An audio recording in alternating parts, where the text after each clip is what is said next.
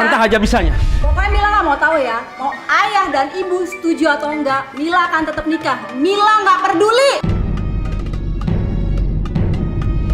Harusnya aku yang nanya. Kamu ngapain di sini? Ini rumah siapa, Mas? Berisik kamu ya. Siapa yang nyuruh kamu kesini? Loh, aku ini kan istri kamu, Mas. Wajar kalau aku nyariin kamu. Aku lagi hamil, Mas. Aku butuh kamu, Mas. Alas, mendingan kamu pergi dari sini. Ayo pergi. Oh, Mas. Kamu mau ibu atau suruh yang ngurus anak kamu? Mendingan kamu kasih uang dulu ibu kesini. Astagfirullah, Ibu. Kok Ibu tega sih Ibu minta uang sama aku? Ini kan cucu Ibu. Kenapa?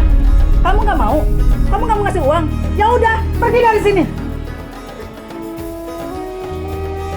Barang siapa bertakwa kepada Allah, niscaya dia akan mengadakan baginya jalan keluar dan memberinya rezeki dari arah yang tiada disangka-sangkanya.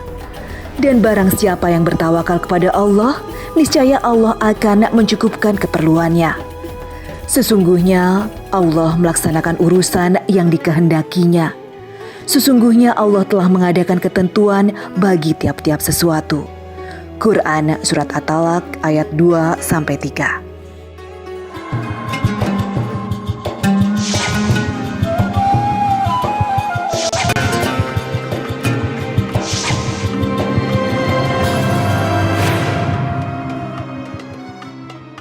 Assalamualaikum warahmatullahi wabarakatuh. Selamat pagi pemirsa Tawakal yang dirahmati Allah Subhanahu wa Ta'ala. Senang sekali saya Farid Hasan kembali menjumpai Anda. Dan pemirsa, di studio saya sudah bersama Bapak Ustadz Ngatawi Al-Zastro. Assalamualaikum Pak Ustadz. Waalaikumsalam warahmatullahi wabarakatuh Mas Farid. Dan selain Bapak Ustadz Ngatawi Al-Zastro juga sudah hadir bersama kami narasumber bernama Ibu Mila. Assalamualaikum Bu Mila. Waalaikumsalam warahmatullahi wabarakatuh. Baik, Bu Mila bisa langsung ceritakan saja ke kita, Ibu Mila punya persoalan hidup seperti apa yang hingga Bu Mila datang ke Tawakal? Jadi begini Mas, masalah saya itu masalah tentang mantan suami. Dengan mantan suami? Iya, saya sangat menyesal sekali dengan pernikahan saya. Dan saya lahir batin sampai sekarang saya belum bisa ikhlas dengan apa yang udah mereka perlakukan terhadap saya. Memang mereka memperlakukan apa? Mohon maaf, mereka berarti lebih dari satu mantannya Ibu? Jadi suami dengan keluarganya. Oh, dengan keluarganya, suami dengan keluarganya. Betul. Apa yang mereka lakukan ke Ibu? Jadi begini Mas, suami saya itu awal perkenalannya ya, dia itu kan orang pintar. Dia orang pintar. Jadi awalnya saya ngantar kawan saya berobat sama dia.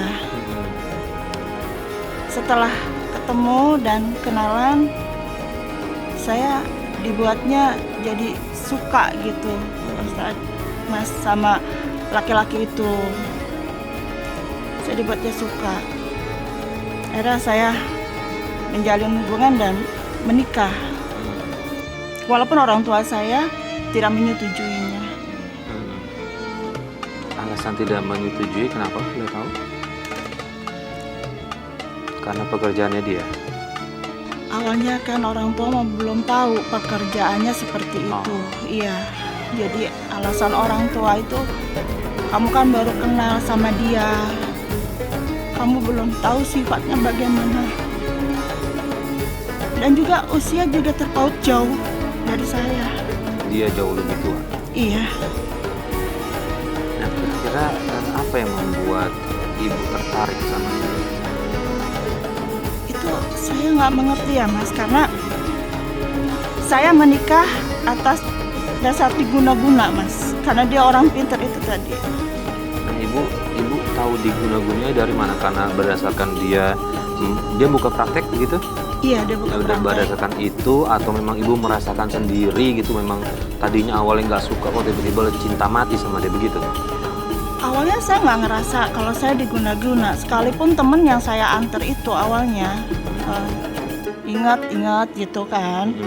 Karena saya saya kekeh, saya minta sama orang tua saya mau menikah sama laki-laki ini. Orang tua saya kan melarang keras, tapi saya menentang sama orang tua saya ngotot gitu, keke minta nikah sama laki-laki ini. Assalamualaikum. Waalaikumsalam. Iya ya, Ibu. Aku bawa seseorang mau aku kenalin. Mas, sini Mas, masuk.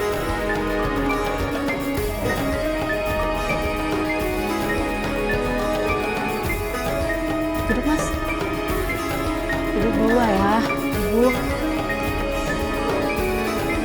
Jadi gini ya, aku sama Mas Suryo udah berencana menikah bulan depan. Hah? Kok mendadak? Iya Mil, kok mendadak? Kamu kan baru kenal. Ya udahlah Bu, harusnya Ibu seneng dong anak Ibu udah ada yang lamar. Iya Pak, Bu. Saya akan menikahi Mila. Apa? Kamu mau nikahi anak saya? Saya nggak bisa setuju begitu saja. Karena saya belum tahu asal-usul kamu dan latar belakang kehidupan keluarga kamu. Ayah, udah cukup. Ayah tenang aja sih. Ayah tuh berlebihan banget deh. Pokoknya aku akan tetap mau nikah. Titik. Mila, sabar. Bukannya kami nggak setuju, Mil. Kamu dapat jodoh dan cepat menikah. Tapi kan kamu juga baru kenal. Kamu adaptasi dulu dong, Mil. Udah deh Bu, Ibu ribet banget. Hei Mila, dengerin ibu kamu ya. Apa yang dia katakan itu betul semuanya. Dasar kamu kalau dikasih tahu ngebantah aja bisanya. Pokoknya Mila nggak mau tahu ya. Mau ayah dan ibu setuju atau enggak, Mila akan tetap nikah. Mila nggak peduli. Ayah sabar ya, sabar. Kamu itu bisanya ngebantah ya. Mau didengerin orang tua. Allah Akbar, sabar. Maunya apa sih kamu? Udah ya, cukup. Apa sih ini? Mau kemana Mas? Kamu jangan urusin dia ya. Ayah lihat kan, Mas Suryo tersinggung. Biarin aja dia pergi. Ngapain kamu? Mila, ya Allah. Dasar anak. Gak tahu diri kamu belajar sama orang tua.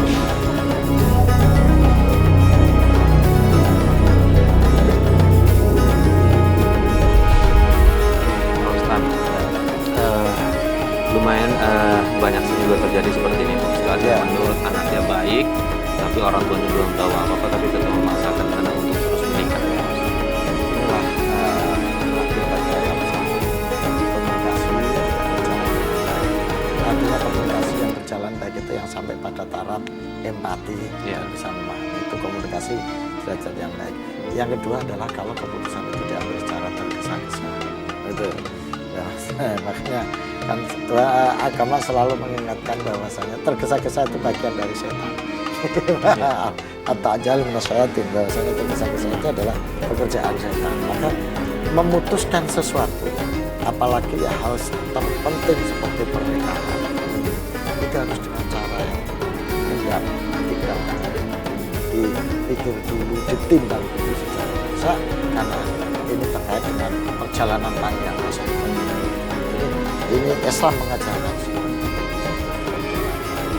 Yang menarik ini tadi pengakuan dari Mbak ini yang mengatakan bahwa ada itu. Nah ini saya ingin mengeksplorasi lebih lanjut ini gimana Ibu bisa mendeteksi atau menyatakan bahwa ini pengaruh bulan apa itu ketika ditanya ya sadar penuh atau kayak gimana itu yang Ibu rasakan dan pengalaman Ibu sendiri waktu nikah. Iya, Pak Ustadz. Jadi saya tuh sama orang tua itu melawan. Orang tua udah melarang, saya tetap ngotot. Padahal sebelumnya nggak pernah seperti itu. Nggak pernah, saya selalu nurut. Dan memang saya merasakan saya kalau sama lawan jenis atau laki-laki, saya yang namanya menumbuhkan rasa itu sangat susah. Tapi tiba-tiba sama dia kok mau apapun dia, saya siap. Saya mau ngejalanin. Sampai saya marah-marah sama orang tua. Di luar Kesel. kesadaran itu ya. Iya, di luar sadar itu, Pak Ustadz. Nah ini gimana ya Pak Ustadz? Sah tidak pernikahan ketika salah satunya tidak dalam keadaan sadar? Nah itu, jadi orang pengaruh benar-benar pengaruh balat itu kan sama dengan orang tidak sadar. Nah, itu bukan berangkat dari suara hati, kesadaran batiniahnya. Nah, orang yang tidak sadar itu sebetulnya tidak boleh dikenai syariat, tidak boleh dikenai hukum. Dalam hadis disebutkan bahwasanya yarfa'il qalamu ila salasin. Jadi diangkatlah kalam. Kalam ini dalam pengertian hukum Islam. Jadi kewajiban-kewajiban menjalankan hukum Islam salasin dari 3 kelompok atau 3 hal.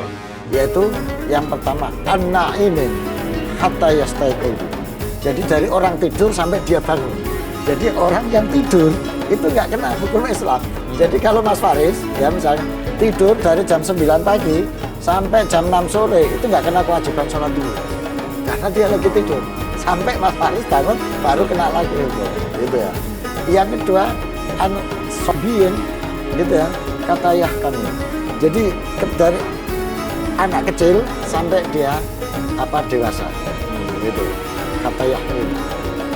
Jadi sampai dia dewasa punya kriteria itu ya ukurannya ya kalau di Islam sampai akil balik ya basah dan sebagainya itu. Jadi sebelum itu dia nggak kena hukum. Yang ketiga itu adalah an-majnun gitu ya, kata ya'kula. Jadi dari orang gila sampai dia sembuh, sampai dia berakal. Nah, orang yang diguna-guna ini kan berarti akalnya hilang, kesadarannya hilang, dia dikendalikan oleh kekuatan sihir itu. Nah, sebetulnya dia nggak kena hukum. Sebetulnya orang yang nikah dengan pengaruh guna-guna atau pengaruh yang membuat kesadaran dia sampai dia terlepas dari objek itu sebetulnya tidak sah. Baik, nah Ibu kemudian setelah menikah kehidupan rumah tangganya Ibu seperti apa? Saya setelah menikah, saya ikut suami. Saya tinggal di gubuk, di kampungnya suami. Bersama suami atau tidak? Bersama suami. Berarti suami meninggalkan praktek kerjanya? Enggak, emang kan di kampung dia buka prakteknya. Oh, memang di tempat itu. Iya, jadi saya baik. ikut ke dia gitu, ke kampung. Saya meninggalkan pekerjaan saya. Waktu itu kan saya masih kerja di kantor, saya kantoran. Setelah saya ngikut ke sana, ternyata saya diperlakukan tidak baik sama dia dan keluarganya. Perlakuan tidak baiknya seperti apa? Seperti nafkah saya untuk makan aja sehari-harinya. Itu dia kalau ngasih ini melalui ibunya dia ngasih untuk makan saya. Kalau saya pengen jajan, saya pakai dari uang saya, sisa dari gaji saya yang dulu saya pernah kerja, tabungan saya. Bahkan saya lebih sering ngasih ke keluarga dia daripada saya ngirim atau ngasih ke keluarga saya sendiri. Bahkan saya nggak pernah ngasih ke keluarga saya sendiri. Saya memang jahat sama keluarga saya sendiri ya, sampai saya lupa sama keluarga saya sendiri gitu. Suami Ibu yang bikin Ibu lupa atau ada hal lainnya? Apa ya, saya bawaannya tuh ke dia itu sayang gitu, kasihan gitu, apa aja nurut gitu. Oke, Pak Ustadz, untuk nurut dengan suami memang sangat dianjurkan. Sangat dianjurkan. Tapi ketika dia diberikan beban untuk menghidupi keluarganya, ini bagaimana nih Pak Ustadz? Ya, dalam Islam itu kan memang yang punya kewajiban untuk memberikan nafkah dalam kehidupan rumah tangga itu suami, gitu. Ketika beban ini diberikan kepada ibu atau diberikan kepada istri, ini sebetulnya sudah dolim. Kecuali kalau memang istri punya kesadaran sendiri, ya, bukan karena tekanan, bukan karena tuntutan, tapi karena niatan dari istri sendiri pengen bantu supaya beban suami tidak terlalu berat, dan kebetulan dia punya kesempatan dan dia tidak dalam keadaan tertekan melakukan itu boleh-boleh saja. Tapi kalau sudah sampai ini menjadi dibebankan pada istri dan dia akhirnya menanggung beban itu dengan segala macam pekerjaan yang harus dia lakukan, ini dolim namanya. Karena wat musain figuri mahal, yang menempatkan sesuatu, memberikan tanggung jawab yang bukan pada tempatnya. Jadi itu. Yang kedua, apalagi ini dilakukan dalam pengaruh sihir, guna-guna atau sihir. Nah, hadis Nabi pernah mengatakan bahwa sesungguhnya guna-guna, pelet dengan segala jenis perangkapannya itu adalah syirik. Jadi Kalau memang benar-benar ini dilakukan oleh suami ibu kepada suami kepada istrinya untuk mengendalikan kesadaran ini dengan cara-cara yang tidak wajar, yaitu pakai cara sihir sampai dia bisa berbuat dolim untuk melakukan ini, berarti sudah double dosa ini. Satu, dosa dia bersikap dolim karena lari dari tanggung jawab, kemudian membebankan tanggung jawab kepada istri. Yang kedua, dosa syirik karena dia memanfaatkan sihir dan guna-guna untuk mengendalikan kesadaran istri. Ibu Mila, suami ibu apakah pernah melakukan kekerasan dalam rumah tangga? Iya Mas. Seperti apa yang dia lakukan? Saya saat itu sedang hamil 4 bulan. Saya hamil 4 bulan, suami saya nggak pulang-pulang, pergi tiba-tiba dari rumah nggak ada kabar. Terus saya tanya sama mertua, "Mak, kemana?" Katanya lagi ngobatin di kampung sebelah, ngobatin orang, kan memang dia kerjanya orang pintar seperti itu. Tapi ditunggu sebulan 2 bulan dia nggak pulang-pulang. Akhirnya saya cari tahu. Nah, adiknya yang ngasih tahu. Karena mungkin kasihan kali ya adiknya. Teteh gitu. Nanya ayah tadi di sana gitu kan. Dikasih alamatnya. Saya langsung berangkat ke sana. Benar dia ada di situ. Nah, pas saya ke sana dia kaget, dia marah. Dia marah, langsung ngapain kamu kesini gitu. Kamu lancang amat sih sampai nyari-nyari kesini. Nggak sabarnya tunggu aja di rumah dari gitu. Orang suami lagi kerja, kata dia bilang kayak gitu. Tapi dia ngomong itu sambil narik saya, sambil mukul. Terus saya diinjek-injek gitu perut saya tuh sama dia. Mas Suryo, Mas, kamu kemana aja sih Mas? Aku nyariin kamu. Kenapa kamu nggak pulang-pulang Mas? Ngapain kamu kesini? Hah?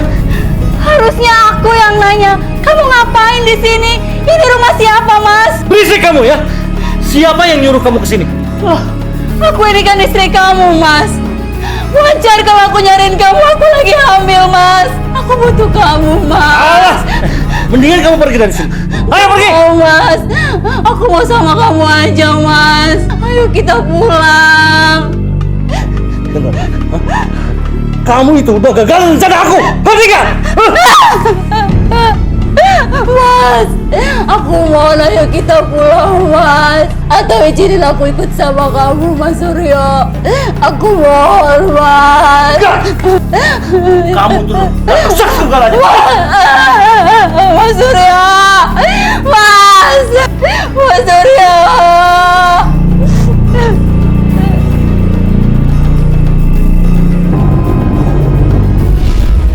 Ini Pak Ustadz, ini berat banget buat Mbak Nila ya. Inilah kenapa Islam mewanti-wanti pekerjaan sihir dan lain sebagainya itu diharamkan dan dikategorikan musyrik. Karena bisa merusak mental orang, bisa merusak jadi orang menjadi apa ya Mas Farid ya, emosinya, nafsunya itu menjadi nggak terkendali karena merasa punya kemampuan untuk itu. Dia bisa mengendalikan orang, dia bisa menaklukkan orang, sehingga itu akhirnya bukan digunakan untuk kebaikan tapi untuk mengumbar hawa nafsunya kemana-mana, membuat kemadharatan dan menyakitkan orang lain. Ini yang diantisipasi oleh Islam. Makanya Islam sangat-sangat melarang sikap seperti ini, gitu loh. Nah, Ibu, berapa lama Ibu dalam kendali suami yang di luar kesadaran itu, dan apakah Ibu tidak pernah timbul kesadaran? Loh, ternyata kok saya begini, gitu. Gimana Bu? Pada saat timbul kesadaran itu? Ada, kalau hati ada, tapi untuk melawan saya nggak bisa. Saya dalam ini, saya sadar, saya sebenarnya disakiti, sebenarnya saya tuh dimanfaatin gitu sama mereka ya, sama suami dan keluarganya. Tapi kalau saya masih tetap bertahan di sini, saya tetap masih mau ngikutin gitu. Jadi saya istilah kalau orang duduk mau ngelangkah tuh susah. Padahal saya di situ tuh disiksa istilah kayak gitu. Seperti itu ada Pak Ustadz. Perasaan saya tuh, saya ngerasa saya ini dibuat tidak adil gitu. Tapi saya untuk keluar dari. Tapi untuk keluar dari itu nggak bisa gitu. Untuk apa Ibu lakukan ketika mengalami situasi seperti ini? Ngikut aja gitu. Nurut aja, ngikut aja. Ya. Jadi bisa sampai sejauh itu Pak Ustadz? Oh bisa, Mengontrol karena pengendalian ini kalau nggak ada dibentengi, gitu loh. Makanya Nabi ya pernah mengajarkan kita dan memberikan petunjuk supaya kita itu terhindar dari pengaruh-pengaruh sihir yang jahat seperti itu. Maka petunjuknya antara lain yaitu kita banyak mengaji, baca Quran, terutama ayat-ayat tertentu yang memang difungsikan ayat-ayat ini untuk menangkal, membentengi dari pengaruh-pengaruh sihir, pengaruh-pengaruh balat yang jahat seperti itu. Antara lain ya yang jelas baca surat Ikhlas, kemudian Mu'awwadzatayn yaitu surat Al-Alaq dan surat An-Nas. Itu adalah ayat-ayat atau surat yang bisa diperuntukkan untuk membentengi dari pengaruh-pengaruh sihir itu. Juga misalnya baca ayat kursi gitu ya, saat baca ayat kursi itu juga salah satunya hikmahnya baca ayat kursi itu adalah untuk membentengi dari pengaruh-pengaruh jahat sihir itu. Juga baca ayat terakhir dari surat Al-Baqarah, amanah rasul bima unzila ilaihi min rabbihi wal mu'minun kullun amana billahi ila akhirih, itu juga bisa menjadi tameng untuk pengaruh-pengaruh sihir seperti itu. Nah, Mbak Mila sendiri punya anak dari suami ini? Iya, itu yang saya waktu hamil 4 bulan dia pergi itu. Nah, itu anak dari dia kayak gitu. Maksudnya setelah disakiti seperti itu, kondisi bayinya gimana? Alhamdulillah sehat aja. Iya, Mas. Terus kemudian Mbak Mila nggak laporan ke mertua dia memperlakukan Mbak Mila? Sebenarnya mertua itu adalah dalangnya kalau kata saya. Jadi kenapa bisa ambil kesimpulan kayak gitu? Jadi istilahnya aji mumpung. Ini mumpung kamu punya istri orang sana gitu yang kerja, karena kan mereka tinggal di gunung di sana di kampung gitu. Jadi saya dimanfaatin ya. Saya kerja sampai meninggalkan pekerjaannya demi laki-laki itu. Iya. Jadi saya cuma dimanfaatin sama mertua gitu. Apa-apa dari saya, apa-apa minta saya gitu. Yang harus ngebiayain dari keluarganya, dari tantenya, dari bibinya, mamangnya. Pernah ada kejadian yang tidak mengenakan hubungan Mbak Mila dengan mertua? Iya, Mas. Jadi seperti apa? Saya pernah bawa bayi saya, anak saya waktu masih bayi. Saya ingin pertemukan dengan bapaknya. Dengan neneknya atau kakeknya. Begitu saya sampai sana itu kan jam 3 pagi. Itu malah saya sama anak saya tuh diusir. Karena mereka takut sama besan ya. Besan ya kalau jadi kan itu udah menikah lagi sama perempuan lain, dia sama besan baru kan, mereka rumahnya depan-depanan, tetangga deket. Jadi alasan mereka itu ngusir saya sama bayinya, maksud saya itu kan ini darah dagingnya. Ini darah daging, ini cucunya nenek, ini kan cucunya nenek, ini anaknya gitu. Jadi setelah diusir saya dibantingin pintu, untung gak kena kepala bayi itu.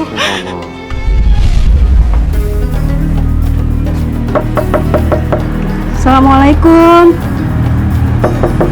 Mas Suryo. Mas. Waalaikumsalam. Mila. Iya, Bu. Mau ngapain kamu kesini? Mas Suryonya mana, Bu? Suryo lagi pergi. Saya kesini mau minta tanggung jawab sama Mas Suryo. Ini anaknya dia. Suryo nggak ada di rumah. Mendingan besok kamu balik lagi ke sini. Kok Ibu gitu sih sama aku? Ini kan cucu Ibu juga. Aku datang jauh-jauh ke sini malah Ibu usir. Bu tega banget sih, Bu. Kamu mau Ibu atau Suryo yang ngurus anak kamu? Mendingan kamu kasih uang dulu Ibu ke sini. Astagfirullah, Ibu. Kok Ibu tega sih, Bu, minta uang sama aku? Ini kan cucu Ibu. Kenapa? Kamu nggak mau? Kamu nggak mau ngasih uang? Ya udah, pergi dari sini dan bawa anak kamu. Bu. Ibu tega banget sih, Bu.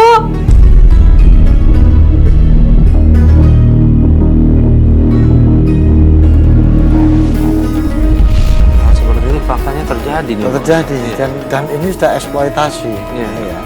Eksploitasi terhadap anggota keluarga ya, untuk dijadikan sebagai lumbung uang. Ini kedaliman jelas. Kalau peristiwanya kejadiannya seperti ini ini tergolong kezaliman Mas Faris, gitu ya. Apalagi ini sudah ditinggal kawin lagi. Nah, lalu posisi ibu bagaimana di waktu di Madu itu? Sudah dalam posisi cerai apa masih menjadi istri sah? Ya, saya sudah bercerai, Mas. Saya bercerai, Pak Ustadz. Oh. Saya minta cerai. Oh, setelah dia menikah lagi baru ibu minta cerai. Iya, jadi saya dengar dia menghamili perempuan itu. Dan saya kan nggak mau di Madu. Udah kayak gitu dia juga ditekan sama orang tua si perempuan. Kalau kamu milih yang sana, kamu pergi dari kampung ini gitu. Kalau milih anak saya, lepasin yang di sana, yaitu saya gitu. Jadi saya udah bercerai dari dia, dan saya pun dicerai itu lewat telepon, lewat handphone. Iya, hanya di SMS. Udah kita masing-masing aja lewat gitu. Itu di saat saya mau melahirkan itu, Mas. Oke, berarti sebentar saya ulang ya Bu ya. Jadi bawa anak pada saat ke rumah mertua itu sebenarnya posisinya sudah jatuh talak. Sudah. Talak lewat handphone itu ya. Sudah, iya. Kondisi saya hamil 9 bulan. Pak Ustadz dalam kondisi hamil, dicerai oleh suaminya, bagaimana statusnya? Ya, memang kondisi hamil boleh dicerai, Mas Farid. Tidak harus nunggu anaknya lahir. Ini peristiwanya pernah terjadi pada Sayyidina Umar dulu, ketika anaknya mengadukan kepada Rasul mau mencerai.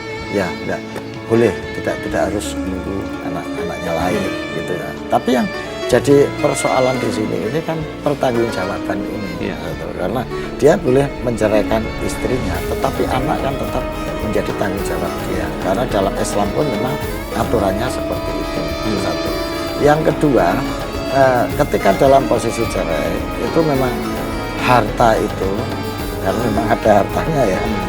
Kalau ada hartanya juga dalam hukum positif itu istri masih punya hak yang namanya harta berlebih.